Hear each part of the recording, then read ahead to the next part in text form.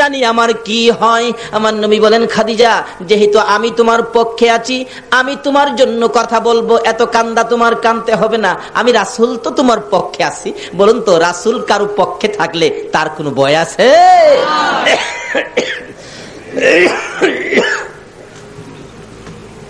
আচ্ছা, কান্দা থামাও। হুজুর, আমার কান্দা তো থামতে চায় না, আমার কান্দা তো থামে না।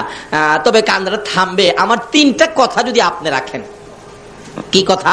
এক নম্বরের কথা হলো, আল্লাহর বন্ধু, আমি যদি মারা যায়, আপনি আপনার একটা জামা পাঞ্জাবি দিয়া আমি খাদিজারে কাফন করবেন।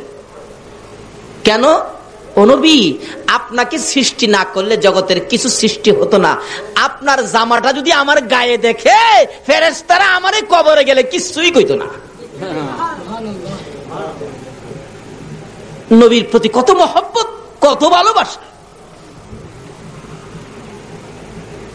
রাসূল মুস্কি মুস্কি হাসে। খাদিজা, এ কি বললা হুজুর, এটার ওয়াদা দেন, রাখবেন কিনা? যাও যাও, ঠিক আছে। কারণ বিবিকে তো রাসূল ভালোবাসতেন, কথাটা শুনে রাখলেন। ঠিক আছে, আমি তোমার কথা রাখবো। হুজুর, আরেকটা কথা কি, আমার যে কবরটার মধ্যে শোয়াইয়া দিবেন, এই কবরের মাটিটা আপনি নবীর পিঠ মুবারক দিয়ে মাটিটা একটু মরাইয়া দিয়ে আসবেন। আমারে শোয়াইবার আগে আপনি নবী আগে কবরটার মধ্যে শুইবেন। আচ্ছা, ঠিক আছে। 2 নাম্বার। 3 নাম্বার হলো, আল্লাহর বন্ধু, আমাকে কবর দিয়া সবাই তো আয়সা পড়বেন, মুলকিন নকির জানি আমাকে কবরে কি প্রশ্ন করে, কি কথা জিগায়, আমি তো এই প্রশ্নের জবাব দেওয়ার সাহস আমি খাদিজা রাখি না, ভয় করতেছে, আমার কাঁদতেছি। ও স্বামী, ও আল্লাহর বন্ধু, ও রাহমাতাল লিল আলামিন, আমার 3য় নাম্বার দাবি হলো, আমার কবরের পাশে আপনি বসে থাকবেন, সব বিদায়ী হয়ে যাবে, মুলকিন নকিরের সোয়ালের জবাবটুকুন আপনি নবী দিবেন। রাসূল বলেন, যাও, তোমার 3টা কথার ওয়াদা দিলাম, আমি তোমার 3টা কথা রাখবো। খাদিজা দুনিয়া থেকে বিদায় হলে গোসল দিয়ে নবীজির পাঞ্জাবি দিয়া কাফন করেছে। কি ভাগ্য! আল্লাহু আকবার। নবীর পাঞ্জাবি যদি কাফনে থাকে আর কোনো ভয় আছে? আল্লাহু আকবার। এক আল্লাহর ওলির জীবনীতে পাওয়া যায়। আল্লাহর ওলিরা কবরে কি হয় দেখে কিনা কন্ত? এক কবরস্থানের পাশে দিয়ে এক আল্লাহর ওলি হাইটা যেতেছে, এমন সময় দেখে এই কবরের মধ্যে আযাব চলছে, ভীষণ আযাব। একটা লোকের কবর দিয়া মানুষ খালি সরে গেছে। মুলকিন নকির এত জোরে প্রেসার দিয়ে তাকে প্রশ্ন করতেছে, প্রশ্নে তার শরীর ফাইটা যেতেছে, এত করা আওয়াজ। বলতেছে, তোমার রবকে? ওই লোকটা খালি কাফে, কোনো জবাব দেয় না। আরেকটা ধমক দিলেন, তোমার রবকে? 3 বার যখন ধমক মারছে, আল্লাহর ওলি দেখতেছে দাঁড়াইয়া, আর ওই কবর থেকে লোকটা বলতেছেন, হে মুলকিন নকির, আমাকে এইভাবে ধমক দিয়ে দিয়ে কথা বলতেছস? তুই আমারে চিনস? আমি তো আখিরি নবীর উম্মত, আর কোনো আমল নাই। আমার মুখে নবীর সুন্নত, সাদা দাড়ি দেখছস? এই লোকটা বলতেছেন, আমার কিচ্ছু আমল নাই, কিচ্ছু আনতে পারি নাই, আমাকে যে ধমক দেস, আমার মুখের মধ্যে তো নবীর সুন্নত আছে, যেই নবী না হইলে তুই হতি না, কিচ্ছু হতো না। আমার তো কিছু নাই, কিন্তু নবীর সুন্নত, দাড়িটাটুকু আমার মুখের মধ্যে সাদা দাড়িটা আছে, এই নবীর সুন্নত দেখে তোর কি আমারে ধমক দিতে ভয় করে না? আমি না খারাপ অন্যায়কারী, মুখের মধ্যে তো নবীর সুন্নত আছে, যে নবীর উসিলাই সব। মুলকিন নকির থম খাইয়া গেছে। কয় কি রে খোদা গো, এ কি কয়? ধমক দিতে চায়, তোমার বন্ধুর দাড়ির দোহাই দিলে আমার আল্লাহ কয়, মুলকিন নকির রে, আমি যার খাতিরে এত কিছু করেছি, সেই বন্ধুর দোহাই যখন দিছে আর কিছু দেখতে চাই না, এ দাড়িটার খাতিরে আমি তারে মাফ করে দিলাম। যা, এত বড় পাপীকে যদি নবীর সুন্নাত সাদা দাড়ির উসিলায় মাফ করে দিতে পারে, আর এই নবীর জামা মুবারক যদি খাদিজার গায়ে থাকে, বলুন তো মুলকিন নকিরের সাহস আছে কথা বলতে? একটা কিছু নিয়ে যান যেটা নবীর পছন্দের, কবরে যাওয়ার আগে একটা কিছু নিয়ে যান যেটা নবীর পছন্দের। আচ্ছা, 3 কথা রাখলাম। জামা দিয়ে কাফন পরাইলেন, যে কবরে শোয়াবেন, রাসূল আগে নাইমা কবরকে বললেন, কবর আমার বিবি খাদিজা আইতাছে, খুব ভয় পায় রে, খাদিজা খুব ভয় পায়। রাসূল বলে দিলে বলুন তো শুনবে কিনা? দেখছেন, ঢাকা যাইবো চট্টগ্রাম থেকে, চাচা ঢাকা যাইবো, তো বাবা বলতেছেন, আব্দুল মান্নান আমার ছেলেটা ঢাকা যাইবো, তো সাথে নিয়ে যা, কারণ হ্যাঁ একা যাইতে ভয় পা, একা যাইতে ভয় পা, তুই সাথে নিয়ে যা।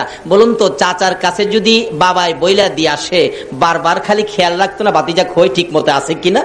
তা আমার নবী বইলা দিছে মাটির কাছে, এই কবর আমার খাদিজা রে, আমার খাদিজা কবরের ভয় পায় রে, ও কবরের মাটি আমার খাদিজা কবরে ভয় পায়। আমি রাসূল বলে দিয়ে গেলাম, একটু খেয়াল রাখিস। শোয়াইলেন, মাটি দিলেন উপরে, মাটি দিয়ে কমপ্লিট করে রাসূল বলতেছেন সবাই চলে যাও। কবরে মাটি দিয়া আমরা কি কবরের পাশে থাকি? একজন আরেকজনকে কি বলি আমরা? কবর ছাড়েন, কবর ছাড়েন, তাড়াতাড়ি ছাড়েন, মুলকিন নকির আসবে। আসলে আপনি ভাববেন না কবর ছাড়লে আসে, কবর যদি নাও ছাড়েন তবু মুলকিন নকির আসবে। রাসূল বলেন, সাহাবীরা রে কবর ছাড়ো, তোমরা কবর ছাড়ো। সাহাবীরা কবর থেকে দূরে যায়, আমার নবী চোখের পানি ছেড়ে ছেড়ে কবরের দিকে আগায়। সাহাবীরা বলেন, ইয়া রাসূলুল্লাহ আমাদের কি দূরে সরাইয়া আপনি কেন কবরের পাশে আগাইতেছেন? আমার নবী বলেন, সাহাবীরা রে তোরা যা রে, আমার খাদিজার সাথে আমার কথা ছিল, মুলকিন নকিরের সওয়ালের জবাব আমি রাসূল দিব। সুবহানাল্লাহ। মুলকিন নকিরের সওয়ালের জবাব দিতে আমার খাদিজা ভয় পায়। আমি কথা দিয়েছি খাদিজার সাথে রে, মুলকিন নকিরের সওয়ালের জবাব আমি রাসূল দিব, তোমরা সরে যাও। সবাই সরে গেলেন, রাসূলের কথাই সবাই সরে গেলেন। আমার নবী খাদিজার মাথার পাশে কবরের পাশে বসে আছেন। 2 মিনিট পার হয়ে যায়, 4 মিনিট পার হয়ে যায়, 5 মিনিট পার হয়ে যায়, আধা ঘন্টা পার হয়ে যায়, মুলকিন নকির আসে না। ভাইসা মুলকিন নকির কবরে কয়দিন পরে আসে? মাটি দেওয়ার সাথে সাথে সময় হলো, কবরের কাজ শেষ করে একটা মানুষ কবর থেকে 40 কদম দূরে যাইতে যে সময় লাগবে, এই সময়ের পরে কবরের কাছে মানুষ থাকলেও মুলকিন নকির আসবে। একবার যদি সেনাবাহিনীর প্রধানকে পারমাণবিক বোমা দিয়া বসাইয়া রাখেন, তারপরেও মুলকিন নকির কবরে আসবে। কষ্ট হইতাছে ভাই সাহেব? আসছেন, রাসূল বৈশা রয়েছে, কি ব্যাপার? আধা ঘন্টা হয়ে যায় এখনো মুলকিন নকির আসে না, আর কতক্ষণ বসে থাকবো? সাহাবীরা তো দূরে দাঁড়ায়া কষ্ট পাইতেছেন, হাই রে রাসূল বৈশা রয়েছে, কষ্ট লাগতেছে, রাসূল আসতেছে না, রাসূল হুজরায় যাবে আসতেছে না, ব্যাপারটা কি, ঘরে যাবে আসতেছে না। এমন সময় আমার আল্লাহ কয়, জিবরাইল আমার বন্ধুরে যায় একটা খবর দেস না, আমার বন্ধুরে যায় কও না তাড়াতাড়ি বাড়িতে যাইতো। জিবরাইল আইসা বলেন, ইয়া রাসূলুল্লাহ আল্লাহ সালাম জানাইছে আপনাকে, আমি জিবরাইলও সালাম দিলাম। হুজুর এখানে বৈশা রইলেন। জিবরাইল রে, আমি তো খাদিজার সাথে কথা ছিল মুলকিন নকিরের সওয়ালের জবাবটুকুন আমি রাসূল দেব, এখনো মুলকিন নকির আসতেছে না। হে জিবরাইল, তুমি তো ফেরেশতাদের সর্দার, বলো না মুলকিন নকির কোথায়, কোন সময় আসবে? জিবরাইল বলেন, ইয়া রাসূলুল্লাহ বাসায় চলে যান। হুজুর মুলকিন নকিরের সওয়ালের ভয়ে আপনাকে খাদিজা ওয়াদা করাইছেন, আপনি মুলকিন নকিরের সওয়ালের জবাবটুকু দিবেন। আল্লাহর বন্ধু গো, যেদিন খাদিজা এই কবরের ভয়ে মুলকিন নকিরের সওয়ালের জবাবের ভয়ে, ওই খাদিজা যেদিন চোখের পানি ছেড়ে ছেড়ে কাইদা আপনাকে যেদিন জামিনদার বানাইলেন, আপনাকে যেদিন ওই প্রশ্নের জবাব দেওয়ার জন্য ওয়াদা করাইলেন, ওই দিন আপনার কষ্ট হবে বলে আমার আল্লাহ এই মুলকিন নকিরের সওয়ালের জবাব আমার আল্লাহ নিজেই আদায় করে দিয়েছে। 2 জন মহিলার সাথে, তারা তো মহিলা, কিন্তু কি কাজ করার পর এই পরিমাণ মর্যাদা কবরে গিয়া পাইলেন। কিন্তু সকল মহিলাদেরকে কবরে যেতে হবে কিনা বলুন তো? তাইলে আমরাও যাব, মহিলারাও যাবে। যাওয়ার আগে কি করতে হবে? আল্লাহ রাব্বুল আলামিন বলতেছেন সকল প্রাণীর উদ্দেশ্যে, সকল প্রাণী একদিন মৃত্যুবরণ করবে। আল্লাহ নিজে বলতেছেন, তাহলে এবার সকল প্রাণীর ওয়াজ শেষ, এখন আমাদের দিকে আসছে আল্লাহ। আল্লাহ বলেন, এই মানুষ তোমরা কিন্তু মরবা। তোমরা কেন মরবা জানো? আমি বানানোর সময় তোমরা রে মরার মেডিসিন দিয়া বানাইছি। সুবহানাল্লাহ। ওই যে আল্লাহ বলতেছে কোরআন শরীফে, খলিকাল ইনসানু যায়ীফা। আগে বলছে সকল প্রাণীরে, ওখান ডাইরেক্ট শুধু আমাদের উদ্দেশ্যে ওয়াজ করেন কোরআন শরীফে, খলিকাল ইনসানু যায়ীফা। হে মানুষ, আমি তোমাদেরকে দুর্বল করে বানাইছি, একবারে দুর্বল। কারণ মরতে যখন হবে অত মজবুত করে লাভ কি, দুর্বল করে বানাইছি। মৌতের টিকিট আমাদের সকলের সাথে আছে কিনা? আজকে আপনাদের মাহফিলে আসছি, এখানে ফুটন্ত গোলাপ যুব সংঘের উদ্যোগে আয়োজিত মাহফিল। জিগান ছেলেদেরকে আমি বলছি যে আমি তো আসলাম, আমার যাওয়ার টিকিট কাটো, আগে যাওয়ার টিকিট কাইটা নিয়ে আইছে, কালকে যাব, আজকেই টিকিট কাটা। তাই আমরাও যারা দুনিয়াতে আইছি মৃত্যুর টিকিট সকলেরই কাটা কিনা বলুন তো? মৃত্যুর টিকিট সকলেরই কাটা। আল্লাহ বলেন, বান্দারে মরতে হবে। হে মানুষ, খলিকাল ইনসানু যায়ীফা, আমি তোমাদেরকে দুর্বল করে বানাইছি। কেরে? মৃত্যু যখন হবে, মরতে যখন তোমাকে হবে, এত মজবুত করে লাভ কি? যেটা থাকবে না এটারে বেশি খাওয়াইয়া লাভ কি? দুর্বল, মরতেই হবে। আল্লাহ বলতেছেন খলিকাল ইনসানু যায়ীফা, আমাদেরকে উদ্দেশ্য করে আমাদেরকে দুর্বল করে বানাইছে। আচ্ছা বলুন তো, আসলে আমরা দুর্বল কিনা? কি দুর্বল মিয়া? পুলিশে পারে না কন্ট্রোল করতে, মাঝে মাঝে আমাদের দেশে সেনাবাহিনী মোতায়েন করতে হয়। পুলিশে কন্ট্রোল করতে পারে কি? দুর্বল হইলে নে, আমরা দুর্বল না। আল্লাহ তো বলতেছে দুর্বল, আসলে তো আমরা দুর্বল না। আচ্ছা এখন কি আমাদের কথা রাইট হবে নাকি আল্লাহর কথা রাইট হবে? দুর্বল যে আমরা, বাস্তবে বুঝুন, একটা মুরগির বাচ্চা, মুরগি যে বাচ্চা ফোটায় দেখছেন তো? একটা মুরগির বাচ্চা দেখবেন ডিমের থেকে সকালবেলা বাহির হয়েছে, বিকাল বেলায় দেখবেন মার সাথে হাঁটতেছে। এবং মা যদি কোনো জিনিস ঠুকরায় খাইতে দেয়, দেখবেন বাচ্চা খাইতে পারে না, তবু ঠুকরায়। সকালের বাচ্চা বিকাল বেলা মার সাথে হাঁটে। তাদেরকে দুর্বল বলে নাই, কিন্তু আমাদেরকে দুর্বল বলছে কেন? বাস্তবে আসুন। আচ্ছা আমরা কি সকালে দুনিয়াতে আইসা বিকাল বেলা কোনো মানুষ মার সাথে হাঁটতে পারছি? সারাদিন তো চোখই খুলছি না, দাদি আয়া গালো দিয়ে ডাকাইছে। আল্লাহ কয়, বান্দারে তোরা দুর্বল কিনা বানাইছি। মুরগির বাচ্চা দুর্বল না, কিন্তু মানুষ দুর্বল। আল্লাহ বলছে খলিকাল ইনসানু যায়ীফা, দুর্বল, তোরা দুর্বল। এখন যদি আল্লাহরে জিগায়, আল্লাহ গো আমরা দুর্বল কিনা বানাইছেন, দুর্বল কি দিয়া বানাইছেন? এখানে গ্রাম এলাকার লোকজন অবশ্যই থাকতে পারেন। ছোটকালে আমরা কিন্তু একটা খেলা খেলতাম, এই ঠুলি মুসি দিয়া বালু বাতা খেলতাম ছোটকালে আর কি। আপনারাও খেলছেন কিনা জানি না। আর না খেলার তো কথা না, বাচ্চারা তো সবাই ছোটকালে খেলে। গ্রাম এলাকাতে ঠুলি মুসি দিয়া বালু বাতা রান্না বাড়া করে, আবার ছোট গিরা ঘরও বানায়, ঘর বানায় ছোট গিরা ঘর। ছোট গিরা যে গ্রাম এলাকাতে বাচ্চারা খেলার সময় ঘর বানাই, তো এই গড়ের পালা খিলা কি দিয়া দিত আপনারা কি কেউ বলতে পারবেন? গড়ের পালা খিলা কি দিয়া দিত? শোলা, শোলা, পাটখড়ি শোলা দিয়া। আর গড়ের ছানি দিত কচু পাতা, না হয়তো কলা পাতা। এই কচু পাতা, কলা পাতা, শোলার পালা দিয়া বানায়া এই ঘরে আমরা খেলতাম ছোটকালে। প্রশ্ন আসতে পারে যে হোলার পালা দিয়া কেন? এটা খেলার ঘর, তো 2 ঘন্টা বা 3 ঘন্টা পরে এটা ভাঙ গেলাম, বিদায় এটা নরম কিনে বানাইছি। আচ্ছা আপনাদেরকে প্রশ্ন করলে যে ঘরটা কিছুক্ষণ পরে ভেঙে ফেলবেন, এই জন্য ঘরের পালা হইলো শোলা, পাটখড়ি দিয়া বানাইছেন দুর্বল কিরা। আল্লাহ বলেন, বান্দারে তোমরা যখন যেটা ভাঙ গেলাইবা দুর্বল কিরা হুলার ফালা বানাইছো, আমিও তোমরা মৃত্যুবরণ করবা দেখিয়া আমিও তোমরা দুর্বল কিরা বানাইছি। অহন আপনাদেরকে জিগাইছি ছোট্ট ঘরটা কিদা বানাইছেন? হোলা দিয়া। আল্লাহরে লন্না জিগাই, আল্লাহ গো আমরা যে তুমি ভেঙে দিবা, মৃত্যুবরণ করবো, আমরা তুমি কি দিয়া বানাইছো? আল্লাহ তুমি কি দিয়া বানাইছো বলো? আল্লাহ জবাব দিবেন, ইন্না খালাকনাল ইনসানা মিন নুতফা। আমার আল্লাহ বলেন, বান্দারে আমি শোলার চাইতে আরো নরম এমন এক জাতীয় জিনিস দিয়া তোমাকে বানাইছি, দুর্গন্ধযুক্ত। ইন্না খলাকনাল ইনসানা মিন নুতফা, একবারে নাপাক, একবারে দুর্বল, একবারে নরম জিনিস দিয়া তোমাকে বানাইছি, কাজেই তোমার একদিন মৃত্যুবরণ করতে হবে। এই মৃত্যুর থেকে বাঁচার ক্ষমতা তোমার নাই।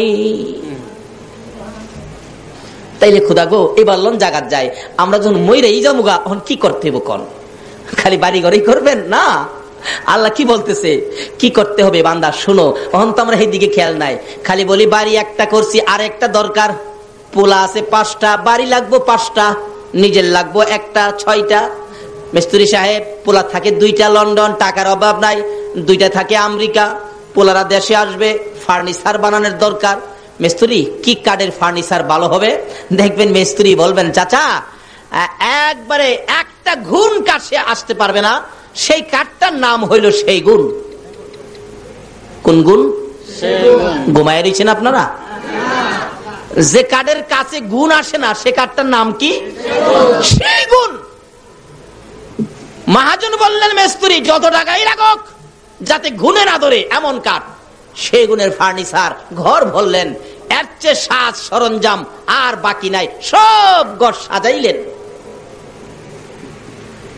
আবার 5 বছর পরে মিস্ত্রির সাথে দেখা, মিস্ত্রি সাহেব আপনার পরামর্শে যে কাঠে ফার্নিচার বানাইছিলাম, একটা ফার্নিচারেও একটা গুণ এই পর্যন্ত ধরতে পারে নাই। তোমার কথা রাইট। আমার আল্লাহ বলেন, ও দুনিয়ার মানুষ, এমন কাঠ দিয়া ফার্নিচার বানাইছো 5 বছর পরেও একটা গুণে ধরে নাই, কিন্তু তোমার ফার্নিচারে গুণে ধরে নাই, তোমার বিল্ডিং এর মধ্যে জং পড়ে নাই, ময়লা পড়ে নাই, কিন্তু তোমার মধ্যে যেন গুণ ঢুইকা গেছে। তোমারে কিন্তু গুণে ধরে নাইছে, সব ঠিক আছে, কিন্তু তুমি বিদায়। অনেক সময় দেখবেন বাড়ির গেটে নাম লেখা আছে আব্দুল মালিক, জিজ্ঞেস করলে মালিক সাহেব কোথায়? বাচ্চা দেখে নাইসা কয় কাকে খুঁজেন? মালিককে। কোন মালিক? ওই যে গেটে লেখা। ও খবর রাখেন নাই? গেট আছে, নাম আছে, বাড়ি আছে, কিন্তু বাড়িওয়ালা মালিক নাই।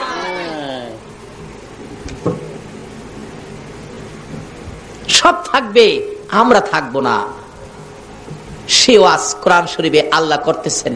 কেন বান্দারে এত কিছু করলি, কিন্তু এই জায়গায় যাও, কোন জায়গায়? তোমার যে মরতেই হবে, মরার মন্ত্র দিয়া তোমাদেরকে বানাইছি। তাহলে এখন আমরা কি করতে হবে? আল্লাহ গো, আমরা এখন কি করব? আল্লাহ আমাদের জবাব দিচ্ছেন, ওমা খালাকাতুল জিন্না ওয়াল ইনসা ইল্লা লিয়াবুদুন। এই মানুষ আর জিন, শোনো, আমি তোমাদেরকে বানাইছি একটা কারণে, সে কারণটা হলো ইল্লা লিয়াবুদুন, তোমরা আমি আল্লাহর ইবাদত করবে। তাইলে আমরা মৃত্যুর আগে কি করার জন্য আল্লাহ বলছে বলুন তো? কি করতে হবে? সকলে বলতে হবে কি করতে হবে? কার ইবাদত করতে হবে? না বুশের, মন্ত্রীর, চেয়ারম্যান সাহেবের? কার ইবাদত করতে হবে? আমরা বানাইছে কে? আল্লাহ। কোন আল্লাহ? যার জমিনে থাকি, যার আকাশ থেকে বৃষ্টি পায়া আমাদের হৃদয় ঠান্ডা হয়, ফসলে বরকত হয়, যার নদী নালা সাগর থেকে আমরা মাছ ধরে ধরে খাই, লবণ উড়াইয়া খাই।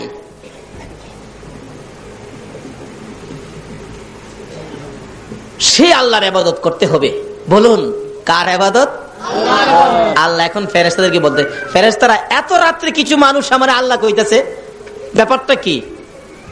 ফেরেশতারা কই খোদা গো, তারা এখন বলতেছে তোমার ইবাদতের কথা, তোমার ইবাদত বলে করা দরকার। তোমার আল্লাহ কইয়া ডাক দিয়া বলতেছে আল্লাহর ইবাদত। আল্লাহ কই তারা কি আমার আল্লাহ কইছে? কহ কইছে তো। তাহলে আমার যে আল্লাহ কইয়া ইবাদতের কথা স্বীকার করছে, এই পর্যন্ত তো ইবাদত করতে পারে নাই। এই পর্যন্ত ইবাদত না করার কারণে যা গুনাহ হয়েছে, এই যে ইবাদতের জন্য স্বীকার করে আমাকে আল্লাহ বলে ডাক দিয়েছে, এই পর্যন্ত যা গুনাহ ছিল আমি আল্লাহ সব মাফ করে দিলাম। এখন থেকে যদি আমরা ইবাদতে শরীক হয়ে যাই তাহলে কি পাবো? আসুন সামনে বাড়ি। আল্লাহর ইবাদতের জন্য এখন প্রশ্ন আসতে পারে, আমরা যদি আল্লাহর ইবাদত করি, হুজুর আল্লাহ আমাদের কি দিব? লন আল্লাহর জিগাই। অনেক সময় দেখবেন বাচ্চা বাচ্চা পোলাপান স্কুলে যায় না, স্কুলে যায় না, মা বললেন বাবা স্কুলে যাও, স্কুলে যাও, বাবাও বলতেছেন স্কুলে যাও না। মাঝে মাঝে বাচ্চা পোলাপান দেখেন জবাব দেন, আবু স্কুলে গেলে আমারে কি দিবেন? মা আমাকে কি দিবেন স্কুলে গেলে? মা দেখেন বলে, বাবা দেখেন বলে, যাও তোমাকে আজকে স্কুলে গেলে 10টা টাকা তোমাকে দেওয়া হবে। বাচ্চা মাকে স্কুলে যাইলে কি দিবেন প্রশ্ন করলে মা যদি জবাব দেয় 10 টাকা দিবে। আমরা আল্লাহর ইবাদতের জন্য আল্লাহ বললেন, আমরা যদি ইবাদত করি আল্লাহ কি দিবে? সকলে মিলে লন আল্লাহরে জিগায়, আল্লাহ গো আমরা তোমার ইবাদত করলে তুমি আমরারে কি দিবা কও? আল্লাহ জবাব দিতেছে কোরআন শরীফে, ফাদখুলি ফি ইবাদি ওয়াদখুলি জান্নাতি। জোরে জোরে কোন সুবহানাল্লাহ। আমার আল্লাহ জবাব দেন, আজকের মাহফিলের আমার আদুরের বান্দারা শোনো, মার কাছে যখন ছেলে প্রশ্ন রাখে স্কুলে যাও, স্কুলে গেলে কি দিবা? মা তোমাকে 10টা টাকা দিল, আমার কাছে যখন প্রশ্ন রাখছো আমার ইবাদত করলে তোমরা আমি আল্লাহ কি দিব প্রশ্ন রাখছো, বান্দারে জবাব নিয়ে যাও। ফাদখুলি ফি ইবাদি ওয়াদখুলি জান্নাতি। বান্দারে তোমরা যদি আমি আল্লাহর ইবাদতের মধ্যে ঢুকো, কথা দিলাম আমি তোমাদেরকে 10টা পৃথিবীর সমান একটা জান্নাতের মধ্যে ঢুকাইবো। এই ওয়াদাটা কার? এখন কিভাবে ইবাদত করবেন? ইবাদতে যেই বেজাল, খাস করে বাংলাদেশে কি বলেন, এক হুজুর কয় এমনে, আরেক হুজুর কয় হেমনে, এক পিসাব কয় এমনে, আরেক পিসাব কয় হেমনে, অনেক সময় ফিরে ফিরে লাগিয়া বইতে হয়। এখন যদি প্রশ্ন করি প্রভু গো আমরা কিভাবে ইবাদত করে জান্নাতে যাব, আমার আল্লাহ তাও ফায়সালা করে দিচ্ছেন, ওমাই ইউতির রাসূল ফাকাদ আতাল্লাহ। তোমরা আমার রাসূলের কথা মতো ইবাদত করো, আরে নবীর কথা মানবে যারা হবে জান্নাতি। কন্যা নবীর কথা মানবে যারা হবে জান্নাতি। না মানিয়া আবু জাহেল হইল দুঝুকি, না মানিয়া আবু জাহেল। নবীর কথা মানবে যারা হবে জান্নাতি, নবীর কথা মানবে যারা হবে জান্নাতি। না মানিয়া আবু জাহেল হইল দুঝুকি, না মানিয়া আবু জাহেল। আল্লাহ বলতেছেন জান্নাতে যাইতে গেলে আমার এই নবীর কথা মাইনা কাজ করতে হবে, নবী যেভাবে বলে এটাই হবে জান্নাতি ইবাদত। জোরে কোন সুবহানাল্লাহ। তাই নবীর কথাগুলি মানলে আমাদের লাভ হবে না লস হবে? এই নবীর কথা মানা দরকার আছে কিনা বলুন তো? মানলে আবু বকর, না মানলে আবু জাহেল। আপনারা কি আবু বকর হবেন না আবু জাহেল হবেন? আবু বকর নবীর কথা মানতো কিনা? আল্লাহু আকবার। কিভাবে মানতো দেখেন। আমার নবী একদিন বলতেছেন, আবু বকর জি মনে হয় মক্কায় থাকতে পারবো না রে, হিজরত করতে হবে মদিনায়, সঙ্গী হবে তুমি আবু বকর। মনে হয়, আসলে নবীর মনে হয়টাই কনফার্ম। এদিন থেকে আবু বকর রাত্রে এশারের নামাজ পড়ে কিছু সামানা লইয়া, কাদের মধ্যে সামানার বোঝাটা লইয়া দরজার কিনারে দাঁড়ায় রইছে। সারা রাত পার হইয়া ফজর আজান পড়ে গেছে, নামাজে চলে গেছে। এইভাবে একটানা 6 মাস পর্যন্ত নবীর কথা মাইনা। বলুন কার কথা মাইনা? নবীর কথা। 6 মাস পর্যন্ত দরজার। 6 মাস শেষ যেদিন রাত্রের বেলা নবী আইসা ডাকতেছে। কেন? আবু জাহেল 40টা বংশ থেকে 40 জন শক্তিশালী যুবক নিয়ে আমার নবীর হুজরা মক্কা নগরীতে আমার নবীর ঘরকে ঘেরাও করেছে। আবু জাহেলের নেতৃত্বে 40 জন যুবক 40টা বংশের তরবারি হাতে নিয়ে এমন ভাবে ঘেরাও করেছে। আবু জাহেলের নির্দেশ, আমার ভাতিজা যেন এই ঘর থেকে বাহির হইয়া যাইতে না পারে, এই ঘরের মধ্যে ভাতিজাকে শেষ করে দাও।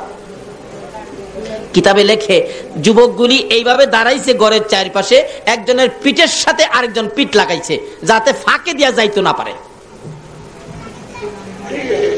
নবী ঘুমিয়ে আছে, জিবরাইল এসে ডাক, ইয়া রাসূলুল্লাহ আর ঘুমাবেন না, অবস্থা ভালো না। কি রে জিবরাইল? হুজুর, আবু জাহেলের নেতৃত্বে আপনি রাসূলকে দুনিয়ার থেকে বিদায় করে দেওয়ার জন্য চারদিক ঘেরাও করে আবু জাহেলের সঙ্গফাঙ্গরা তরবারি নিয়ে দাঁড়িয়েছে, আপনাকে যেতে দিবে না। নবী ঘুম থেকে উঠে চিন্তায় পড়ে গেলেন। আমার আল্লাহ ডাক দেয়, বন্ধু গো, আমি আল্লাহ যখন তোমার পক্ষে আছি কোনো চিন্তার কারণ নাই। একটা কথা আছে না, রাখে আল্লাহ মারে কে? আচ্ছা, জিবরাইল আমার বন্ধুর হাতে এক মুষ্টি বালি দিলেন। কোরআন শরীফের সূরা ইয়াসিন থেকে একটা আয়াত বন্ধুর কানে খবর দিলেন। হুজুর আয়াতটুকুন তেলাওয়াত করে বালুর মধ্যে ফু দিলেন। ও আল্লাহর বন্ধু, বালুটুকু ঘরের ভিতর থেকে ছিটাইয়া দেন। আমার নবী ডাকে, এরা জিবরাইল, বালু ঘরের মধ্যে ছিটাইলে বালি কি বাহিরে যাবে? হুজুর, ছিটানোর দায়িত্ব হলো আপনার, বাহিরে নিয়ে এই বালু তাদের চোখে চোখে পচাইবার দায়িত্ব হলো আমি জিবরাইলের। দয়ালু নবী প্রেমের ছবি আর আসবে না জগতে, আমার দয়ালু নবী প্রেমের ছবি আর আসবে না হাসর দিনে উম্মত বিনে, হাসর দিনে উম্মত বিনে যাবে না নবীজি বেহেশতে। দয়ালু নবী প্রেমের ছবি আর আসবে না জগতে, আমার দয়ালু নবী প্রেমের ছবি আর আসবে না। 63 সাল জিন্দেগি কাটছে বলে উম্মতি, 63 সাল জিন্দেগি কাটছে বলে উম্মতি, এখনো কান্দে শুয়ে মদিনাতে নবী, এখনো কান্দে শুয়ে মদিনাতে। দয়ালু নবী প্রেমের ছবি আর আসবে না জগতে, আমার দয়ালু নবী।